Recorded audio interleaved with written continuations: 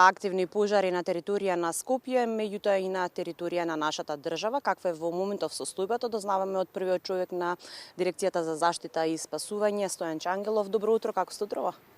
Добро утро, добро. Работно, од рано наутро. Така, постојано активни на терен. Каква е во моментов состојбата со пожарите на територија на град Скопје и на територија на нашата држава? Во овој момент имаме би издвоил три активни пожари кои што ни создаваат главоболки. Првиот е големиот пожар во Скопско, кој што би рекол дека е помеѓу селата Блаци и општината Чучер-Сандево. Вчера беше во близина на село Чучер. Рано утрово околу 5 часот два полициски хеликоптери почнаа со гасење, но во овој момент дава само чадење, како што ние од оној пожарникарски речник го користим изразот пожарот во текот на раните утрски часови заспив, односно го намалува горењето и претежно само чади. Хеликоптерите действуваа, но потоа зборов со командантот на Скопската противпожарна бригада Звонко, кој што исто така е на терен, да исфрлиме повеќе пожарникари со хеликоптерите, за да може да действуваат на лице место, онаму каде што е самото чадење, пред истиот да биде разгорен. Воедно на терен излезен еден Пинсгауер на Дирекцијата за заштита и спасување и еден Хермелин, кои што чекат од страна на командантот на Скопската бригада да бидат распоредени, бидејќи тој го најдобро знае теренот и ние на еден начин му помагаме и со логистика. Воедно имаме и неколку возила на дирекцијата кои што имат соодветни пумпи. Во текот на вчерашниот ден, односно вечерта, гледавме разни фотографии и видеа кои што се постира на социјалните медиуми. Ке ве прашам во каква состојба, односно кога се прогласува кризна состојба, кога станува збор за пожар?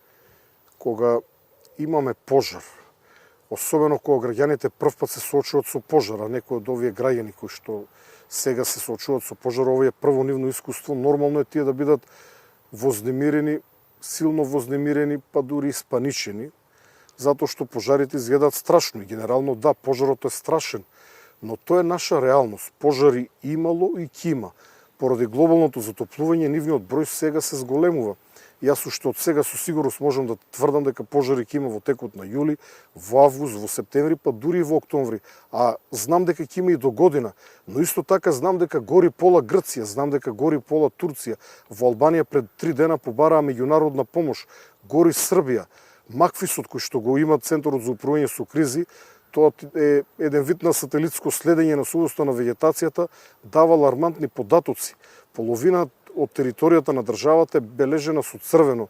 Тоа значи имаме висока сувост на вегетацијата, доволна е само една искра за да настане пожар кој што потоа може да се развие со пожар од голем обем, па дури со катастрофални последици. Но јас апелирам до граѓаните да останат присебни, да не паничат, иако тоа мене ми е полесно да го кажам, бидејќи 5-та година сум секојдневно во текот на летниот период покри пожари. Но едноставно паниката не води никаде. Вчера ние можевме да слушнеме дека се во опасност 2 цркви во Чучер, дека само што ни изгореле, но бев на лице место.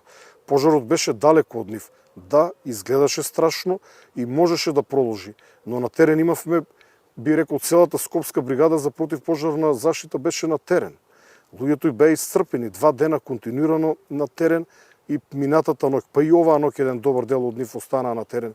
Имаше екипа на национални шуми, имаше Пинсгауер на дирекцијата, Хермелин на дирекцијата, кои што действува на различни правци на пожарот. И вчера видовме информации за запалени куќи. Јас од официјални информации не знам каде има запалени куќи. Денес, да подзавршам со овие канцелариски работи, ќе отидам на терен да ги погледам изгорените куќи, да видам дали има. Но еве ја категорично тврдам дека вчера не изгоре ниту една куќа. Може би некоја напуштена стара куќа некаде во некоја планина да е зафатена со оган, но категорично тврдам дека ниту една куќа во текот на вчерашниот ден не беше изгорена, ниту огнат стигна непосредно до неа. Мора да апелираме до граѓаните да бидат особено одговорни. И вие споминавте период на пожари, на топло и суво време. Се најавуваат врнежи во текот на утрешниот ден. Колку тие би помогнале во оваа состојба? Прво да одговорам на вториот дел од вашето прашање. Денес владата на седница ќе ја разгледа потребата од прогласување на кризна состојба. Во овој момент ние имаме доволно ресурси. Значи, кога имат одредена територија, вие да испратите 1000 пожарникари, нема простор за дејство. Се разбира дека локалното население помагаше во текот на вчерашниот ден и ќе помага и во иднини, треба да помага, бидејќи локалното население си го брани своето и тоа е очекувано, тоа е за поздравување. Благодарност до сите оние граѓани кои што вчера излегоа околу своите населени места и помагаа на пожарникарите или некаде и сами го спречија огнот да се шири. Тоа е за пофалба. Но во текот на денешниот ден владата ќе одлучи дали ќе биде прогласена кризна состојба, која што во суштина дополнително би ни овозможила употреба на армијата. Но ние веќе во неколку наврати го користевме армискиот хеликоптер, затоа што постои можност и во ситуација кога не е прогласена кризна состојба да биде истиот употребен. Со тоа што употребата на самите војници за непосредно гасење на пожар потребно да биде прогласена кризна состојба. Моите апели до граѓаните се секојдневни. Граѓаните треба да бидат внимателни, верувам дека безмалку сите се многу внимателни, но овој пожар постоеше можност дека е започнат од најверојатно отфрлен отпушок од цигара, но се поголеми стануваат сомнежите дека е намерно запален и тоа видов бев на лице место покрај патот пред граничниот премин Блаце. Едноставно обемот на огнот и стартот на огнот беше малку поголем за така некој спонтано настанат пожар, но екипите на МВР работат на терен и верувам дека ќе соберат доволно докази за да ги дознаеме причините за појава на овој пожар. Мојот апел до граѓаните е да си ги чистат своите дворови, само толку. Иако може од надворешната страна, од ѕидчињата, ако имат покрај дворовите, да исчистат 2 метри, нека искосат тревата, нека најдат мотокултиватор, нека повикат некој, нека изорат 2-3 метри мек појас. Појас во кој што ќе нема вегетација и на тој начин нивните куќи, нивните викендици или друг имот ќе бидат заштитени, нема да можат да се запалат. Бидејќи ако пожарите продолжат да се шират, ако нивниот број почне да расте, а тоа е сосем очекувано во текот на летните месеци, затоа што овој дожд кој што вие го спомнавте ќе биде, јас би рекол, уметнички дожд, ќе запраски, тоа е тоа, знаеме какви се летните дождови.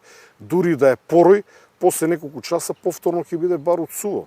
Вегетацијата нема да се разелени од еден краткотраен дожд од пола саат или од 5-10 минути. Апел до граѓаните да се погрижат за своите дворови и евентуално за оние, би рекол, први куќи на селата, на населбите, кои што се истурени. Исто оние граѓани кои што имат прилагодени куќи како викендици, би рекол полунапуштени или напуштени села, каде што граѓаните ги поднаправиле своите стари куќи или изградиле нови. Нека отидат, нека си ги исчистат само своите дворови, мислам дека не бараме многу. Сакам уште да ги споменам и 43-те специјални транспортни возила, кои се дел од македонската интервентна пожарна. Па не, овој поим е напишан од страна на оние кои што ги правеле, но тој нема да го користиме, затоа што овие возила се доделени на Дирекцијата за заштита и спасување.